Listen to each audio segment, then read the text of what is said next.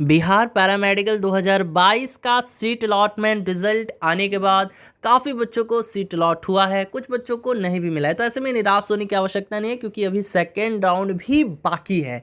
ठीक है, तो जिन बच्चों को फर्स्ट राउंड में सीट अलॉट हुआ है तो उनको डॉक्यूमेंट्स वेरिफिकेशन के लिए बुलाया गया है ना। आपको जो है सीट अलॉटमेंट रिजल्ट पे देखने को मिल जाएगा कि आपको डॉक्यूमेंट्स वेरिफिकेशन के लिए कहाँ बुलाया गया है। तो आज के इस वीडियो में हम लोग जानेंगे कि डॉक्यूमेंट्स वेरिफिकेशन के दौरान कौन कौन से डॉक्यूमेंट्स आपको ले जाने होंगे। आज की इस वीडियो में हम लोग जानेंगे। तो चलिए, वीडियो को स्टार्ट करने से पहले एक छोटी सी रिक्वेस्ट है, यदि आप लोग हमारे चैनल पे नए हो, पहली बार हो, तो गाइस इस चैनल को सब्सक्राइब कर लो और बेल आइकन को हिट कर लो। तो दोस्तों यहाँ पे बिल्कुल शॉर्ट वीडियो रहेगी, है ना। यहाँ पर मैं बिल्कुल शॉर्ट वे में बताऊँगा, क्योंकि बहुत से बच्चों के मन में अभी भी कन्फ्यूज़न है कि सर समझ में नहीं आ रहा सर, मुझे एसएलसी ले जाना है, टीसी ले जाना है या सीएलसी ले जाना है, सर कैरेक्टर सर्टिफिकेट कहाँ का लगेगा, है ना। बहुत से बच्चे परेशान हैं, है ना। और इस चीज़ का जो है जिक्र यहाँ पे भी नहीं किया गया। जैसे कि आप लोग देख सकते हो, यहाँ पर मैं हर एक पॉइंट आपको बताऊँगा कि क्या क्या बोर्ड ने कहा है, कौन कौन से डॉक्यूमेंट्स आपको ले जाने होंगे। ठीक है, तो देखिए यहाँ पे जो है आपको मैट्रिक का जो है सबसे पहले देखिए यहाँ पे जो फर्स्ट नंबर में है, ये क्या कह रहा है बोर्ड कि आप टेंथ का एडमिट कार्ड ले लो। ठीक है, टेंथ का जो है आपको एडमिट कार्ड ले लेना है। ठीक है, और इसके बाद जो है आपको मार्कशीट भी ले लेना है। टेंथ का एडमिट कार्ड और मार्कशीट आपको सबसे पहले ले लेना होगा।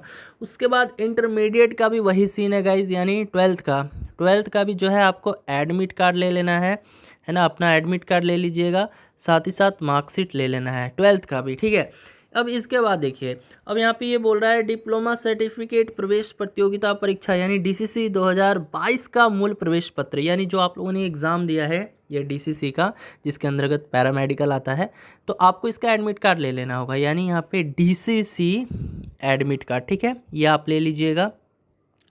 ठीक है, और साथ ही साथ देखिए ये भी कहा जा रहा है तथा उसमें देखिए डीसीसी 2022 का मूल प्रवेश पत्र, देखिए ये तो क्या कहा ही जा रहा है कि भाई डीसीसी का आप लोग यहाँ पे एडमिट कार्ड तो आपको लेना ही है, साथ ही साथ उसमें लगाए गए फ़ोटोग्राफ की 6 अतिरिक्त कॉपी, यानी जो डीसीसी में पासपोर्ट साइज़ का जो फ़ोटो आप लगाए हो, है ना, जो फ़ोटो यूज किए हो पासपोर्ट साइज़ का, उसका 6 पीस आपको अलग से ले लेना है। यानी उस पासपोर्ट साइज़ का फ़ोटो जो है 6 पीस एक्स्ट्रा ले जाना है, वहाँ पे काम देगा। ठीक है, उसके बाद देखिए यहाँ पे जाति प्रमाण पत्र ले जाना है। अब जाति कितना भी पुराना हो कोई दिक्कत नहीं है, क्योंकि जाति चेंज नहीं होता।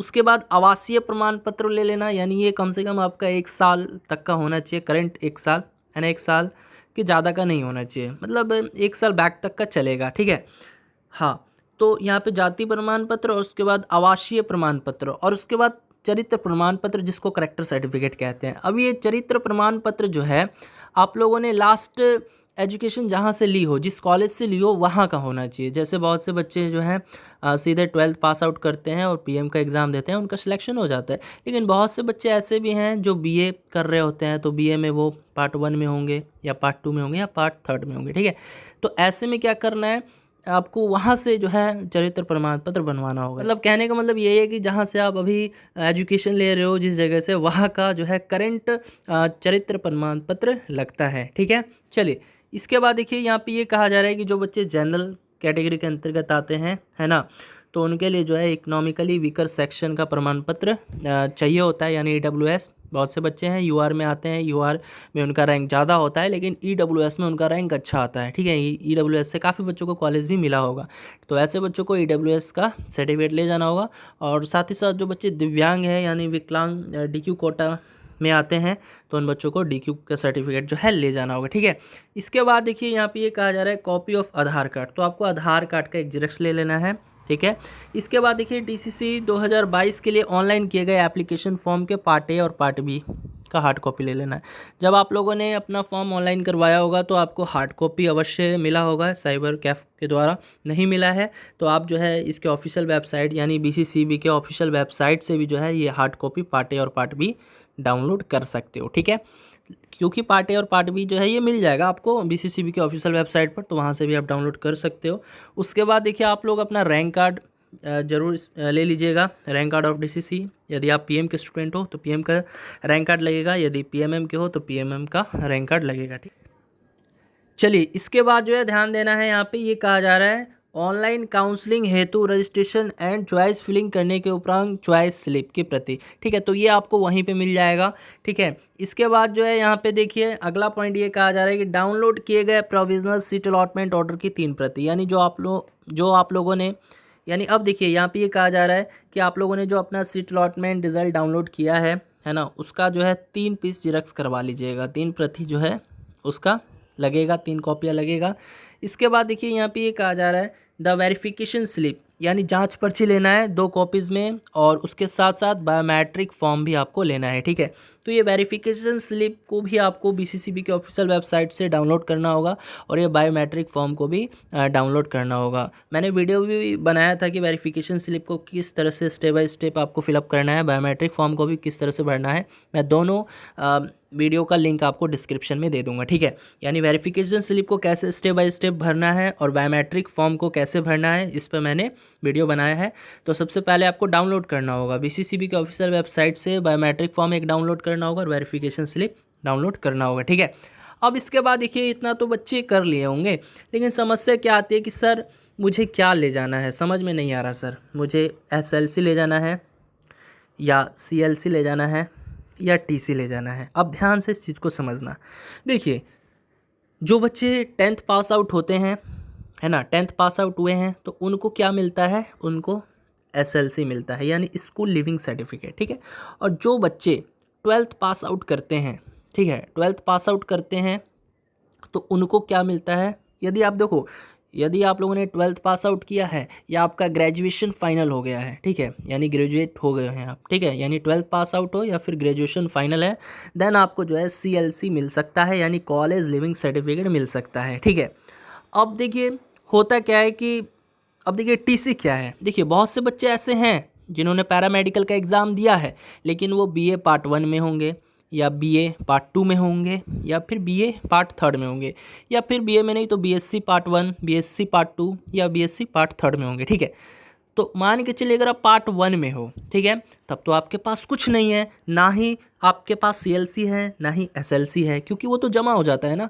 तो ऐसे बच्चों को CLC नहीं दिया जाता। यदि आप BA पार्ट 1 में हो और अगर आप अपने कॉलेज से बोलोगे कि हमको CLC चाहिए, मुझे एडमिशन करवाना है ना, तो आपको वो CLC नहीं देंगे, आपको क्या देंगे, TC देंगे, ट्रांसफ़र सर्टिफिकेट देंगे। ठीक है, तो उसी ट्रांसफ़र सर्टिफिकेट के दौरान जो है आप एडमिशन ले सकते हो पैरामेडिकल में। ठीक है, यानी जब डॉक्यूमेंट्स वेरिफिकेशन के लिए जाओगे तो वहाँ TC भी मांगेगा आपसे।